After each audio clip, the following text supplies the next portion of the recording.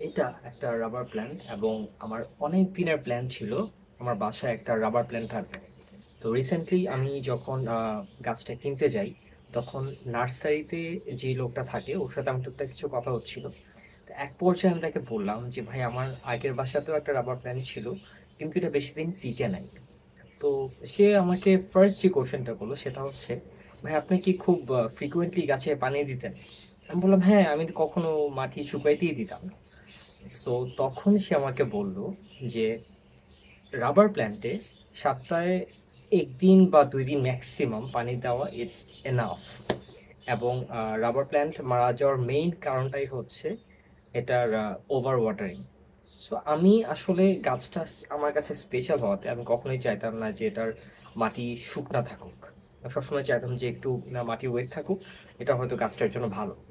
So আজকের ভিডিওটা actually গাছ নিয়ে না, এটা থেকে আমার ছোট একটা লার্নিং আছে। সেটা হচ্ছে কোনো কিছুই আসলে এক্সেস ভালো না। আমরা দেখা যায় কোনো একটা জায়গা, কোনো একটা মানুষ হয়তো আমাদের কাছে অনেক বেশি স্পেশাল, বাট আমরা কি করি, আহ, এটার কেয়ার নিতে যে আমাদের এটার প্রতি একটা আলাদা ইমোশনাল ডিপেন্ডেন্সি চলে আসে। এটা কখনোই হতে দেওয়া যাবে না। ইনফ্যাক্ট এটা প্রবলেম না আনলেস এন্ড আনটিল যখন এই মানুষটা বা জায়গাটা বা এই কাজটা জিনিসটা যখন আপনার সাথে থাকবে না, তখন যে আপনি রিয়েলাইজ করবেন যে এই জিনিসটা নাই, আমি এটা মিস করতেছি। আর তখন মিস করা ইজ ওকে, বাট যখন একটা ইমোশনাল ডিপেন্ডেন্সি কাজ করে তখন কিন্তু এই জিনিসটা না থাকলে একটা ইমোশনাল ইনস্ট্যাবিলিটিও কাজ করে। সো ওইটা খুব খারাপ। সেকেন্ডলি হচ্ছে, আপনি যে জিনিসটার প্রতি অনেক বেশি ডিপেন্ডেন্ট, এটা যদি একটা মানুষ হয়ে থাকে, তাহলে যেটা হয়, আপনি আপনার জায়গাটা হারাবেন বা আপনার যে একটা আইডেন্টিটি সেটা হারাবেন। এটা কেন হয়? বিকজ প্রত্যেকটা জিনিসের, প্রত্যেকটা মানুষের একটা নিডস থাকে। আপনারও কোনো না কোনো নিডস আছে। বাট আপনি যখন একটা স্পেসিফিক জিনিসের প্রতি ওভারলি অ্যাটাচড, আপনি কিন্তু আপনার যে নিডস আছে ওইগুলা ভুলে যাচ্ছেন, ওইগুলোকে ইগনোর করতেছেন। বিকজ আপনার কাছে স্পেসিফিক একটা জিনিস, একটা কাজ হয়তো এত বেশি ইম্পর্ট্যান্ট যে আপনি আপনার আদার্স যে নিডগুলো আছে ওইগুলো ফুলফিল করার টাইম পাচ্ছেন না। সো এটা থেকে যেটা হয়, আপনার আইডেন্টিটি আপনি হারাতে শুরু করবেন। অ্যান্ড থার্ডলি যে প্রবলেমটা হয় সেটা হচ্ছে আপনার লো সেলফ এস্টিম কাজ করবে। বিকজ আপনার পার্সোনাল কোনো হবিজ নাই, আপনি একটা মানুষের উপর বেশি ডিপেন্ডেন্ট বা একটা কাজের উপর বেশি ডিপেন্ডেন্ট, তখন আপনার যে একটা আইডেন্টিটি নেই এটা কিন্তু গ্র্যাজুয়ালি ওভার টাইম আপনাকে হিট করতে স্টার্ট করবে। সো তখন যে আপনার কনফিডেন্স, আপনার এস্টিম, এটা ফল করতে শুরু করবে। অ্যান্ড ফোর্থলি যেটা হয়, যে ওই মানুষটার সাথে বা ওই কাজটার সাথে আপনার যে রিলেশনশিপটা, ওটা স্ট্রেন হতে শুরু করে।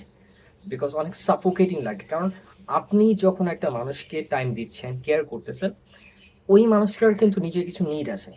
সো আপনার টাইমটা বা আপনার কেয়ারটা নিতে যে দেখা যাচ্ছে সে তার নিডসগুলো ফুলফিল করতে পারছে না, তখন কিন্তু আপনাদের মধ্যে যে একটা রিলেশনশিপ এটা স্ট্রেইনড হতে শুরু করে। এখন কথা হচ্ছে আমরা এটা কিভাবে ওভারকাম করতে পারি। ফার্স্ট জিনিস যেটা করতে হবে সেটা হচ্ছে টু রিয়েলাইজ যে অ্যাকচুয়ালি এখানে একটা ক্লিঙ্গিনেস কাজ করছে। রিয়েলাইজ করাটা হচ্ছে first and foremost important thing. Secondly, যখন আপনি এটা রিয়েলাইজ করছেন, তখন সেলফ অ্যাওয়ারনেস কাজ করাটা অনেক বেশি ইম্পর্ট্যান্ট।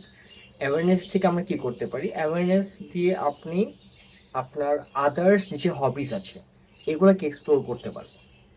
আপনার হয়তো দেখা গেছে, ফর এক্সাম্পল আমার কথা যদি বলি, গাছের বাইরে হয়তো আমার ঘুরতে ভাল লাগে, বিভিন্ন জায়গায় যেতে ভাল লাগে, আমি ওইগুলো এক্সপ্লোর করতে পারি।